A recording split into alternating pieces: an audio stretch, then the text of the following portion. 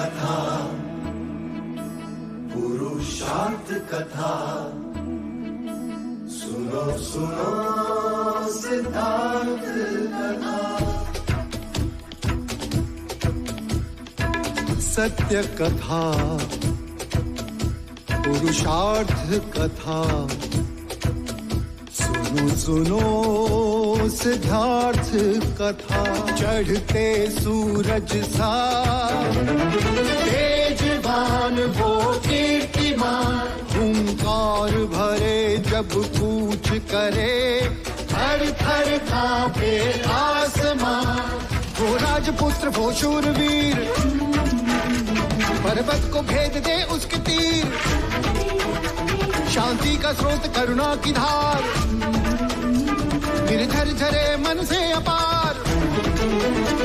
वो राजपुत्र वो शूरवीर, पर्वत को भेद दे उसके तीर, है शाक्य वंश का वो तारा, जगमग है जिससे जग सारा।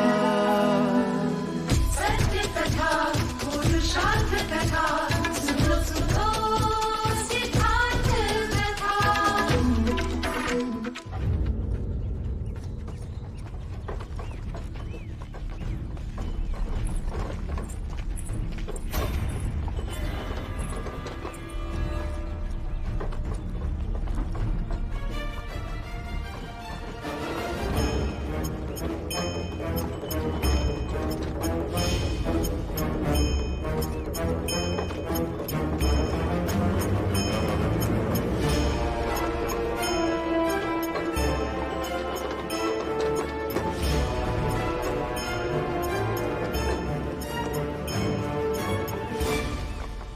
ये सब क्या है युवराज?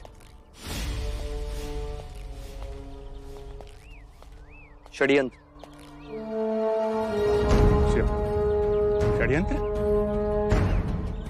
कैसा षड्यंत्र? किसने किया? और ये सब है कौन? है तो अपने ही मंजिले का, न जाने क्यों पराये जैसे लग रहे। बलदेव और उर्मिला शाक्य सीमा पार सकुशल कौशल राज्य की सीमा में प्रवेश कर चुके हैं। आप खुश तो है ना? हाँ हाँ, परंतु ये सब। आप इनकी चिंता ना करें मंझले काका, ये केवल बेसुध है। कुछ ही समय पश्चात ये सब आपकी सेवा में उपस्थित हो जाएंगे।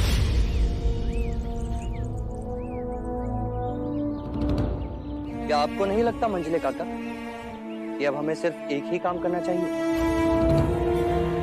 दूसरे देश के गुप्तचरों को नहीं, पहले हमें हमारे ही देश के राजद्रोहियों को ढूंढना चाहिए।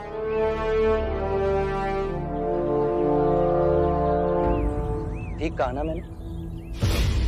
हाँ, मैं भाई महाराज से इस विषय में अवश्य चर्चा करूंगा।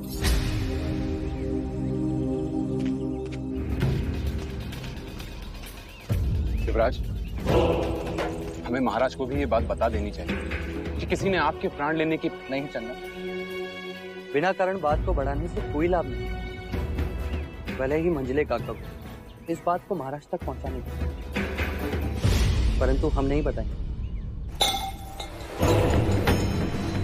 सारे हत्यारे असफल हो गए, बलदेव बच गया, हमारी सारी कौड़ियां उल्टी पड़ गई। मंगला, अब एक बात तो निश्चित कि महाराज शुद्धोधन हमारे देवदत्त को कभी भी अपना उत्तराधिकारी नहीं बनाएंगे। अब हमें प्रत्यक्ष सामने आना होगा। कैसे आ रहे?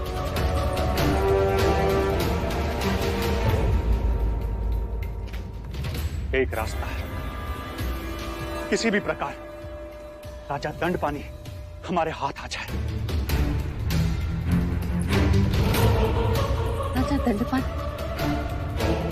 तो उनसे देवदत्त के उत्तराधिकारी बनने का क्या संबंध है आर्य? संबंध है मंगला। देवदत्त को उत्तराधिकारी बनाने के केवल दो ही रास्ते हैं। राजा दंडपानी की महाकौशल से घनिष्ठ मित्रता है और उनकी सहायता से हम महाराज प्रसन्नजीत तक पहुंचेंगे और फिर उनके साथ मिलकर कपिलवस्तु का राज पलट देंगे। और दूसरा रास्ता? यशोधरा। यशोधरा? हाँ मां। जब मैं यशोधरा को देवदाह पहुंचाने गया था, तब उसकी जन्म कुंडली देखने कुछ ब्राह्मणगण आए और उन्होंने ये भविष्यवाणी की थी। बधाई हो महाराज दंडपाणी। राजकुमारी यशोधरा की जन्म कुंडली में ऐसा ग्रह योग है कि उनका विवाह किसी चक्रवर्ती सम्राट से ही होगा।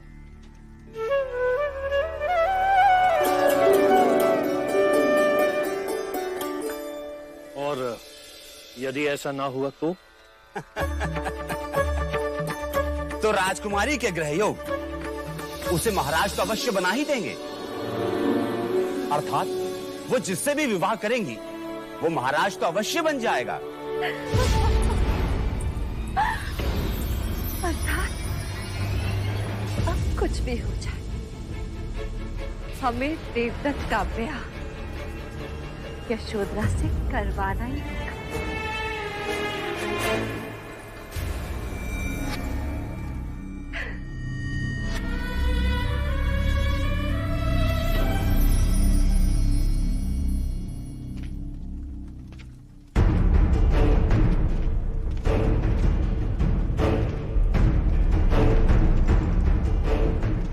कपिलवस्तु के वीर जो युवराज के हाथों पराजित हुए, परंतु यह हुआ कैसे अनुज? भाई महाराज, ये प्रश्न तो आपको हमारे सेनापति जी से पूछना चाहिए। क्षमा चाहूंगा महाराज। युवराज सिद्धार्थ विद्वान होने के साथ साथ एक शूरवीर, तेज और पराक्रमी योद्धा भी। जैसे क्षत्रिय को होना चाहिए। हाँ महाराज, उन्होंने मेरा शस्त्र प्रयोग किए ही इन वीरों को परास्त कर दिया।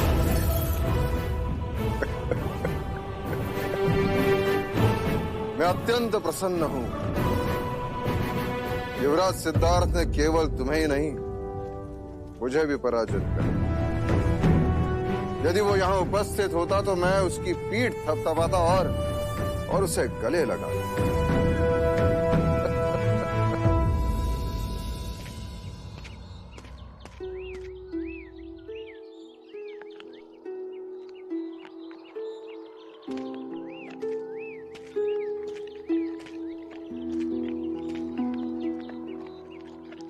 कंठक, आज हमारे युवराज बड़े चुपचाप। तुम इनसे कुछ बुलवा दो तो जाने।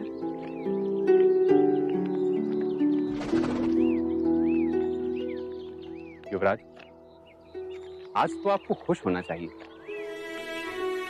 इस उदासी का कुछ तो कारण होगा।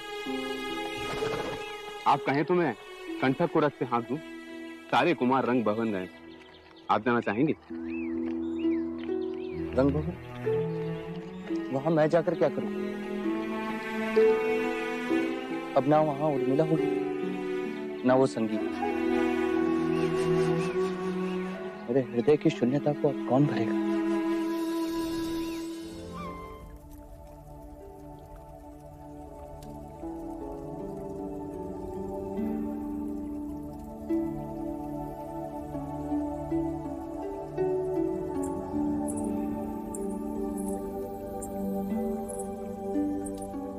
देव, श्रवस्ती से मेरे लिए क्या लाए? एक स्वप्न। स्वप्न? कैसा स्वप्न?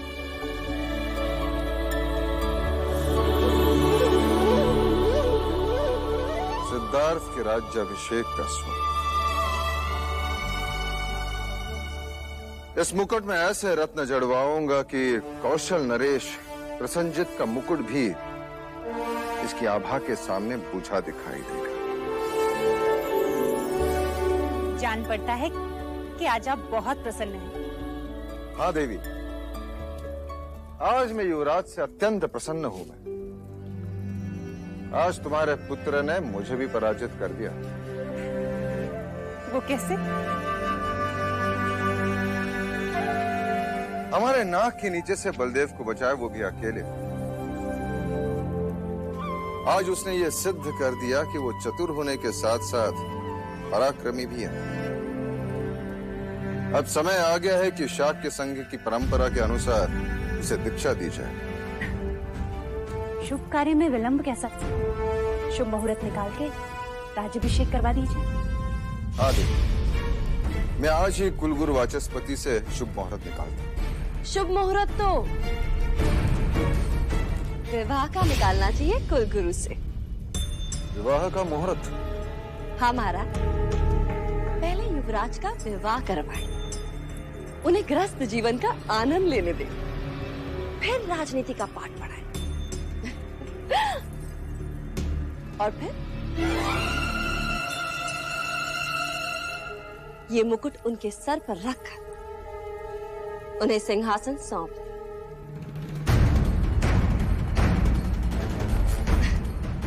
वैसे इस समय इस मुकुट का भार युवराज के लिए बहुत ज्यादा होगा ना? आप तो युवराज को अच्छी तरह से जानते हैं ना। जो भी करते हैं 100% करते हैं। अब राजनीति में रम गए तो समझो राजनीति में ही रम गए, तो संसार कहाँ याद रहेगा? और वैसे महाराज, एक बात का भय भी है कि कहीं राजनीति युवराज सिद्धार्थ को फिर से विरक्त ना बना।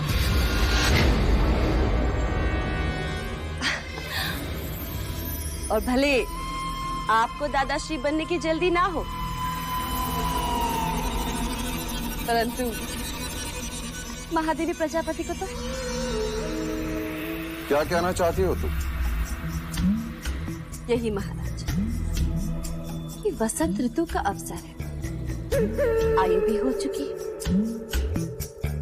यही सही समय है जब हमें युवराज और बाकी कुमारों का विवाह करवा देना चाहिए। क्यों महादेवी? हाँ देवी, मंगला दीदी ठीक कह रही है। कुछ दिनों पश्चात वसंत उत्सव है, क्यों ना हम इस उत्सव को युवा उत्सव में बदल दें, जहां समस्त शाक्य राजकुल के सभी राजकुमार और राजकुमारियां एक दूसरे से मिलें, एक दूसरे को पसंद करें और जीवन का एक क्रम पूर्ण हो, विवाह हो। हाँ, और फिर युवराज सिद्धार्थ का राज्याभिषेक तो कभी भी कर सकते हैं, सिंहासन घर में ही तो है। अब वैसे लगे हाथ अमिता को भी आग्रहपूर्ण निमंत्रण देवदा भेजते। यशोदा की आयु भी तो विवाह के योग्य हो गई है ना? आपने तो मेरे शब्द छीन लिए मंगला दीदी। देव, मंगला दीदी का विचार सराहनीय है।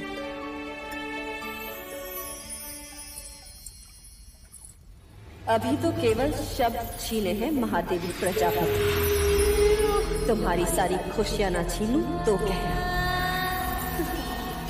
यशोदा को आने दो।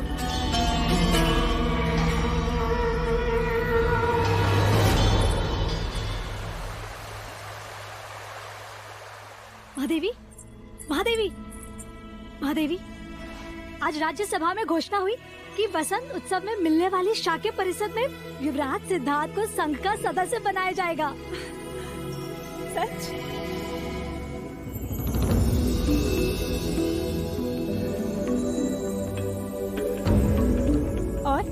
और क्या घोषणा हुई? और ये कि शाक्य राजकुमारों और राजकुमारियों का स्नेह सम्मेलन होगा और राजकुमारियों के लिए स्वयंवर आयोजित होगा।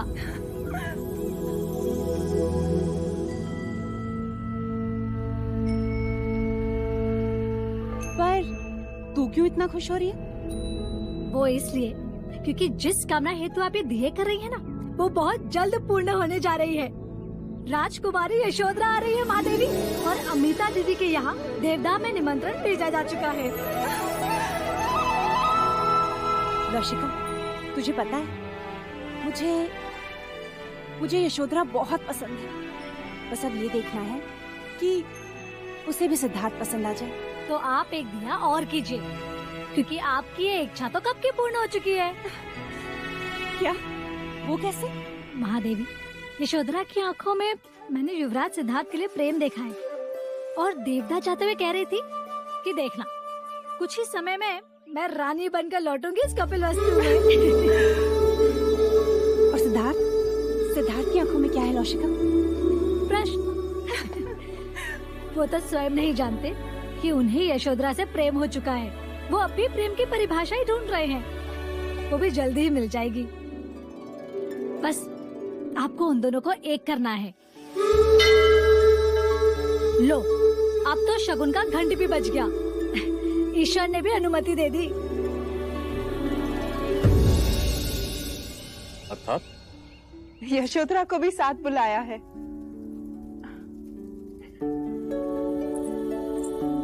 माँ, इतनी प्रसन्न होकर क्या पढ़ रही हो? किसी के विवाह का निमंत्रण आया है क्या? हाँ, ऐसा ही समझ ले। कपिल वस्तु से आया है। वहाँ स्नेह सम्मेलन में युवा उत्सव का आयोजन भी किया गया है। शाक्य कुल के समस्त राजकुमार और राजकुमारी आएंगे वहाँ। और ये भी लिखा है कि हमारे बच्चे विवाह के योग्य हो गए हैं, इसलिए यशोधरा को भी साथ लाना। हाँ। अरे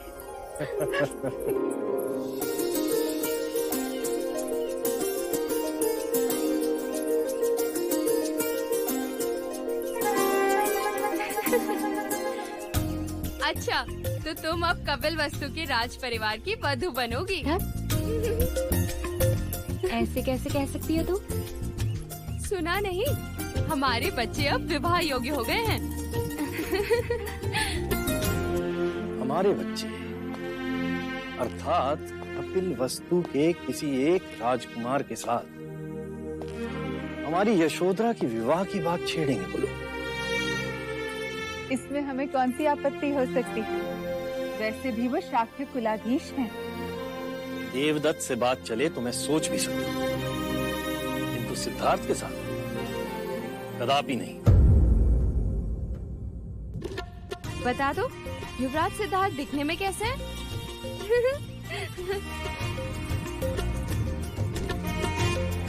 शब्दों से परे है।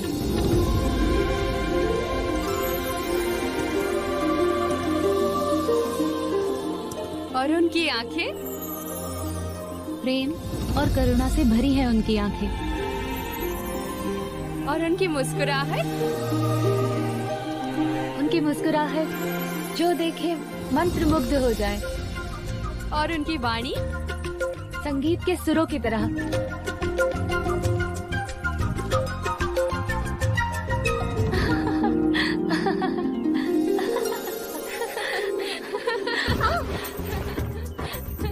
आज तक सुना था, आज देख भी लिया प्रेम में लोग कैसे गिरते हैं। तुझे अभी बताती हूँ। क्या?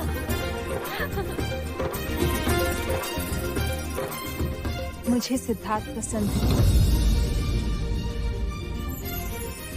परंतु मुझे देवदत्त पसंद है।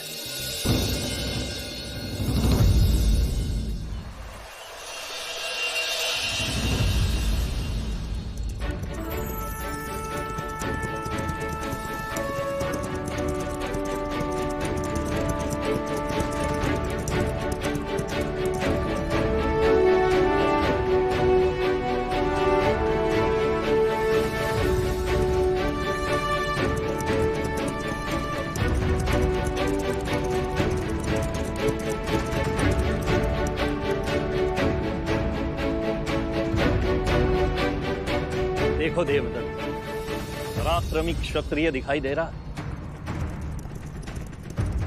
और आप सिद्धार्थ को देख मानो देवांश।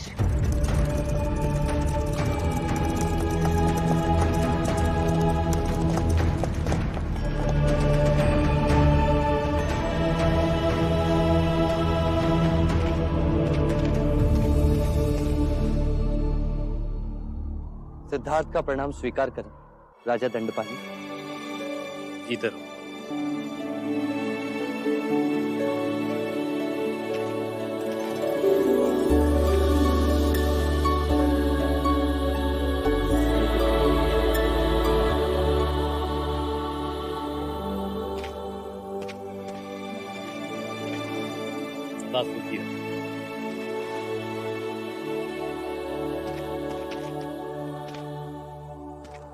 स्वागत है आपका कपिलवस्तु में।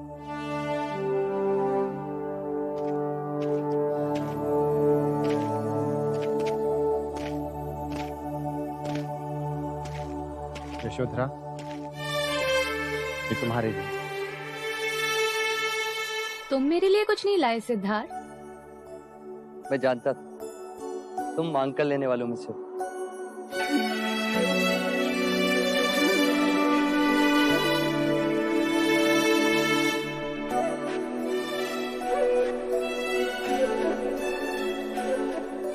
देवदत्त, ये सारे पुष्प मेरी ओर से तुम अपने पास ही रखो। मेरे लिए तो ये एक कमल ही पर्याप्त है।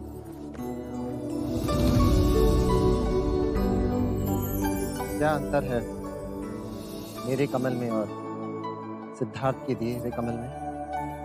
प्रत्यक्ष तो कोई नहीं, किंतु हाँ, परोक्ष अवश्य है। हाँ देवदत्त, ये सारे पुष्प तुमने अपने सेवकों से मंगवाए हैं और सिद्धार्थ स्वयं जाकर लेकर आए हैं। हाँ, देखो, सिद्धार्थ के पैरों में अभी भी मिट्टी लगी है।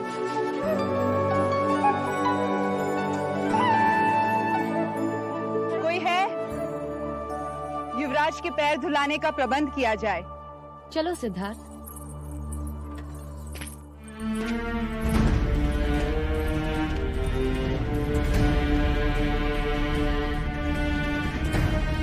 लाओ। राजा द्रोणोदन तुम्हारे बड़े गुणगान कर रहे थे।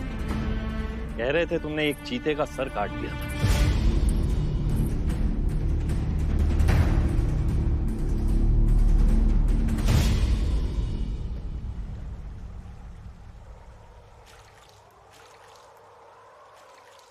सुना है तुमने रंगभवन में किसी गणिका और कौशलराज के राजदूत का विवाह करवाया है?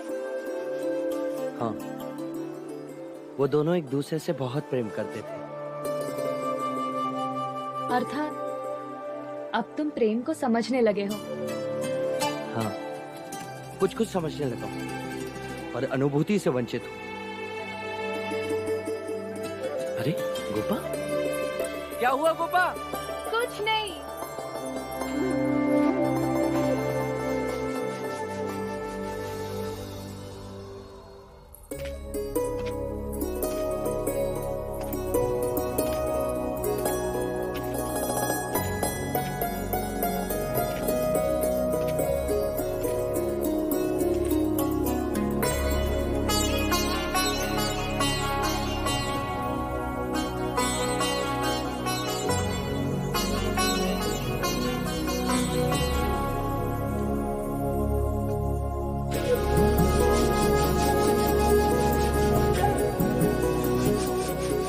इतने सारे दीपक तुम्हारे आने की खुशी में।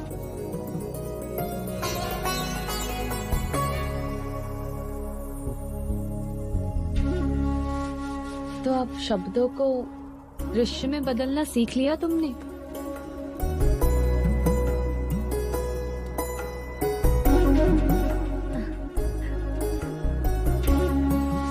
एक प्रश्न करना है तुमसे। करो ना।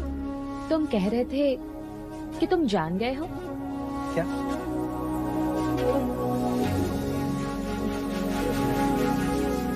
प्रेम को। तो अब बताओ, प्रेम क्या है? सच कहा था तुमने। जल से पतला है प्रेम, प्रकाश से तेज है प्रेम। जो आंखों से होता है, जो हृदय से छलकता है, जो बातों में महकता है, वो प्रेम। प्रेम सब जगह दिखाई देता है। वृक्ष से लिपटी इन लताओं को देखो, हरी झाड़ियों और सरोवर में प्रेम। हंसनी के पीछे हंस का चलना प्रेम। वर्षा ऋतु में मेंढकों का टर टर करना भी प्रेम। अब ये मेंढकों का टर टर बंद करो और कहो, ये प्रेम यदि मनुष्य में हो तो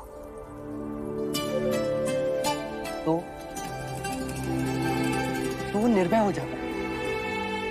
एक दूसरे के प्रति अपने प्राणों को न्योछावर कर सकता है। तो क्या तुम मेरे लिए अपने प्राण दे सकते हो? हाँ हाँ, क्यों नहीं, तुम मेरी मित्र जो।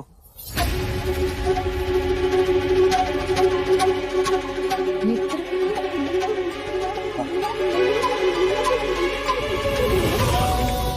और कुछ नहीं? और क्या गोपा?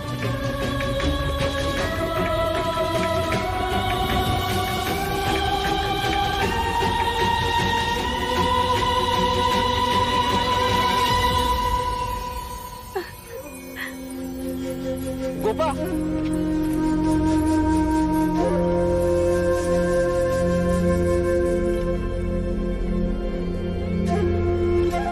कभी हंसते हंसते भाग जाते, कभी रोते रोते भाग जाते। मैं तुम्हें समझ ही नहीं पाया गोपा, तुम चाहती क्या?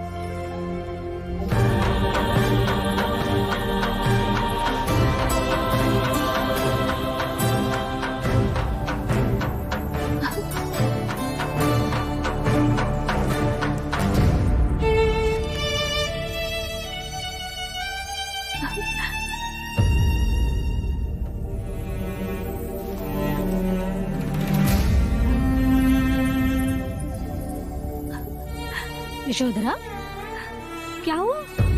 आप रो क्यों रही हैं? क्या युवराज सिद्धार्थ ने कुछ कहा?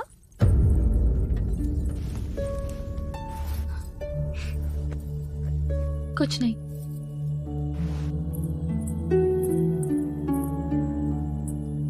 मैं आपको बचपन से जानती हूँ, बताइए क्या बात है? कुछ कहते ही नहीं। जो शब्द मैं सुनना चाहती हूँ वो शब्द उनके मुख से निकलते ही नहीं। क्या सुनना चाहती हैं आप? यही कि तुम्हारी बहुत याद आई। मैं तुमसे प्रेम करता हूँ।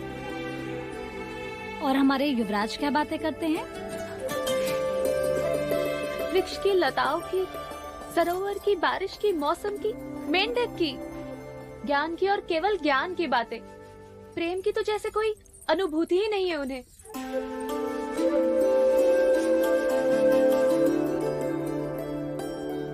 आप आइए मेरे साथ, मैं आपको कुछ दिखाना चाहती हूँ। क्या? आप आइए तो सही, आइए। पर तुम मुझे कहाँ ले जाना चाहती हो? आप आइए, आइए।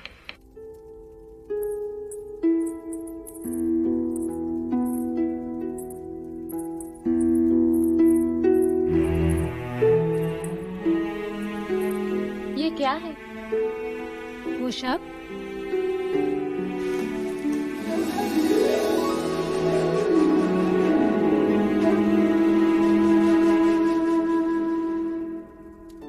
ये तो मेरी प्रतिमा है। ये किसने बनाई? युवराज ने।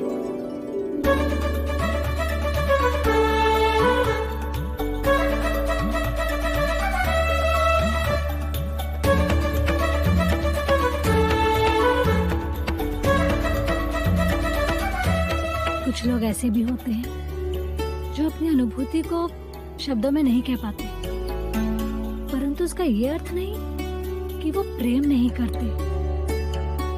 युवराज तो स्वयं नहीं जानते कि वो आपसे कितना प्रेम करते हैं।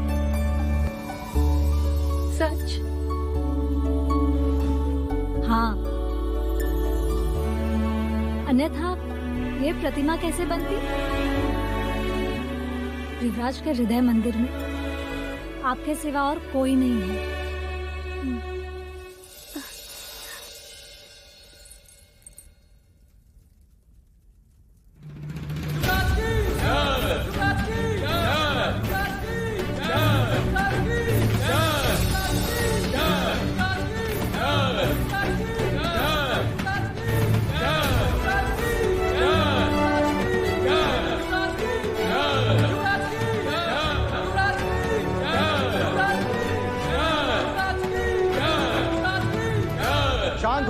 शांत हो जाइए।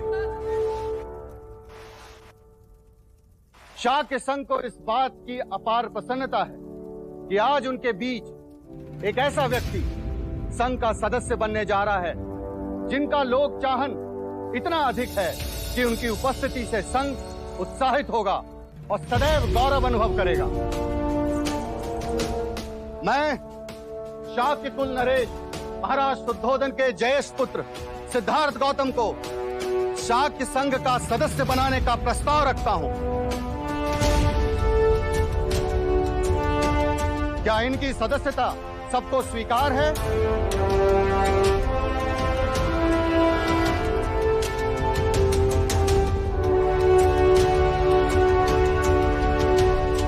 तो क्या यह प्रस्ताव सर्वसम्मति से पारित होता है?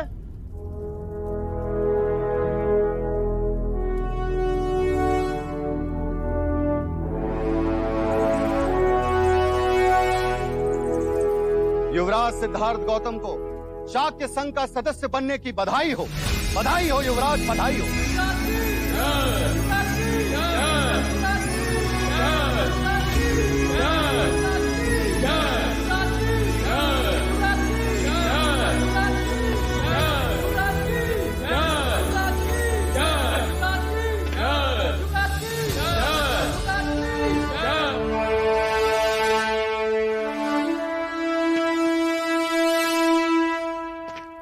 युवराज सिद्धार्थ गौतम, आज तुम्हें इस बात का गर्व होगा कि शाक्य संघ ने तुम्हें सम्मानित किया। मैं शाक्य संघ का आभारी हूं। संघ के सदस्य के कुछ कर्तव्य होते हैं। तुम्हें संघ के लिए सदैव उपस्थित रहकर तन मन धन से शाक्यों के हित की रक्षा करनी होगी।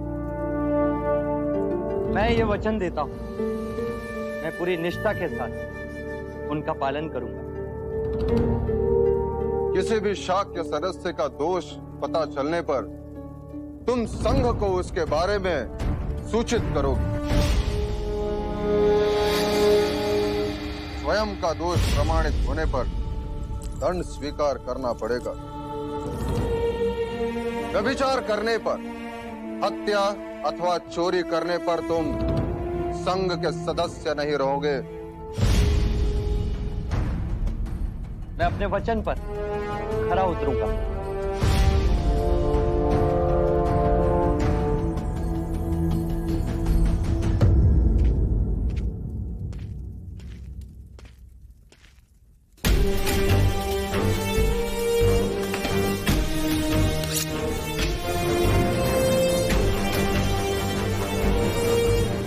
प्रतिज्ञा करता हूं, मैं शाक्य कुल के सभी नियमों का सदैव पालन करूंगा।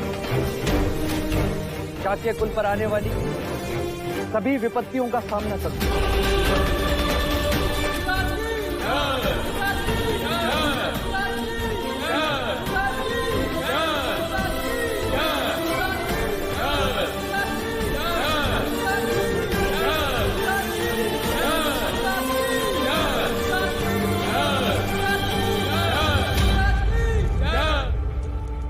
आज तुम इस संघ के सदस्य बने हो, कल इसी संघ के शिरोमणि भी बनोगे और हम शाक्यों का नाम संपूर्ण भारतवर्ष में गूंजेगा।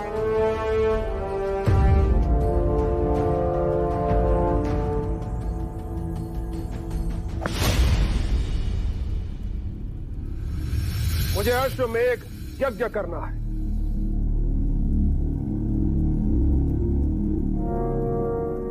आप अश्वमेघ यज्ञ का अर्थ जानते महाराज?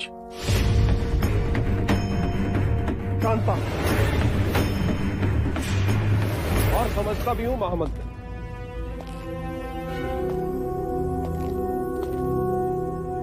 हम यज्ञ करके एक अश्व को छोड़ देंगे जिसके साथ कौशल की सेना होगी।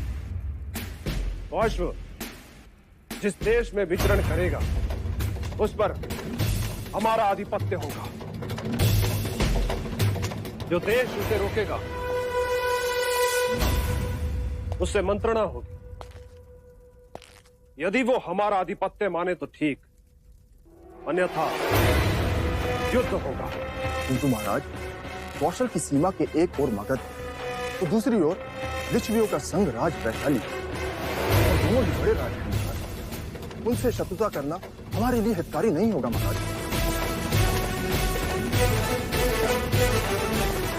हम उनसे शत्रुता नहीं करेंगे। और हमारा अश्व उस दिशा में गया तो अश्वमेध यज्ञ के पश्चात अश्व वहीं जाएगा जहां हम चाहेंगे। मैं तो समझा नहीं महाराज।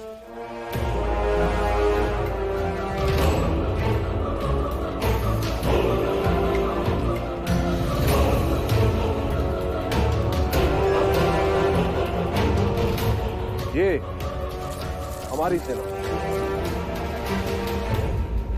और ये उनकी सेना,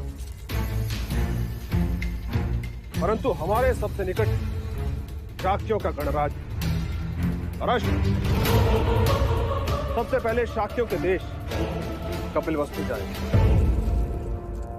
अश्वमेघ के अश्व को देख राजा शुद्धोधन हमसे संधि कर ले तो ठीक, नहीं तो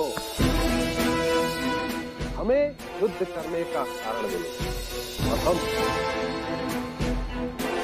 तलवार की धार कपिलवस्तु को जीत और समस्त शाक्य देश हमारा हो जाए। हमारा शाक्यों की सेना मिलने के बाद हमारी सैन्य शक्ति भी भगत और वैशाली जितनी शक्तिशाली हो जाएगी। क्यों महामंत्री?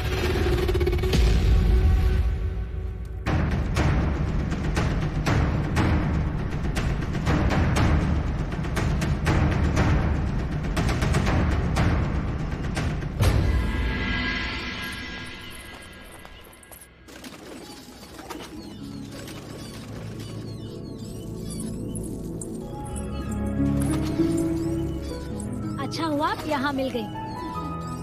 क्यों ढूंढ रही हो? एक शुभ समाचार जो देना है। मैंने महाराज और महादेवी को आपके और युवराज सिद्धार्थ के विवाह की बात करते सुना है।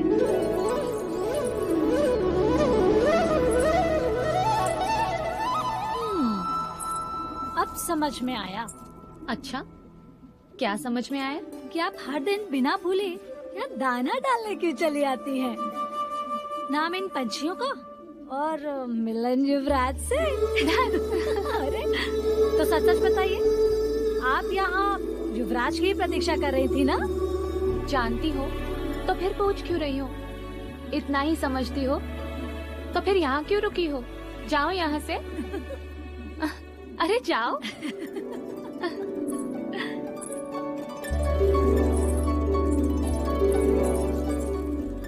हमारे बच्चे सिद्धार्थ, देवदत्त और यशोधरा कब बड़े हो गए पता ही नहीं चला। अब हमें उनके विवाह के बारे में सोचना है। अमिता दीदी, यशोधरा के विवाह के बारे में कुछ सोचा है? अभी तक तो नहीं, पर हाँ कोई योग्य वर मिले तो। यशोधरा के लिए वर खोजने की क्या आवश्यकता है? वर तो यही है कपिलवस्तु में हमारा देवदत्त।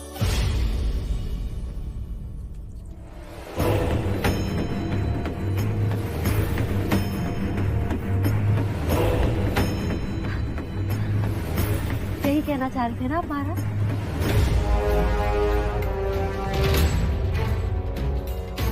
मैंने तो पहले से इनसे कह दिया कि जब अमिता दीदी आएंगी मैं उनसे ये बात जरूर छेड़ूंगी। हमने भी ऐसा ही कुछ सोचा कि आप हमसे देवदत्त के बारे में ही बात करेंगे। सच कहा। वैसे भी बड़े भाई का विवाह होगा तब जाकर ही छोटे भाई का विवाह होगा, है ना? और महाराज के लिए तो सिद्धार्थ और देवदत्त, इनकी दो आंखें। और सच कहूं, महाराज देवदत्त के बारे में पहले सोचते।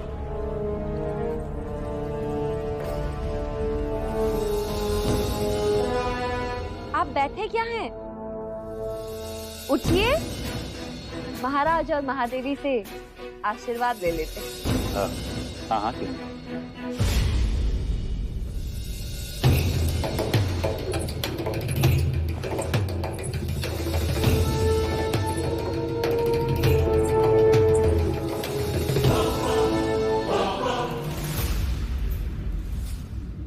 सबके सब बस दाना चुगे जा रहे हो। है किसी को मेरी परवाह? है कोई जो जाकर युवराज को बुला लाए?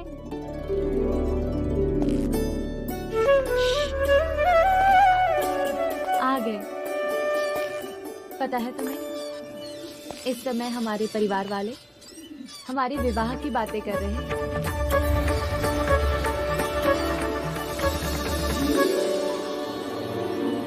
यही शुभ समाचार सुनाने तो मैं यहाँ आया।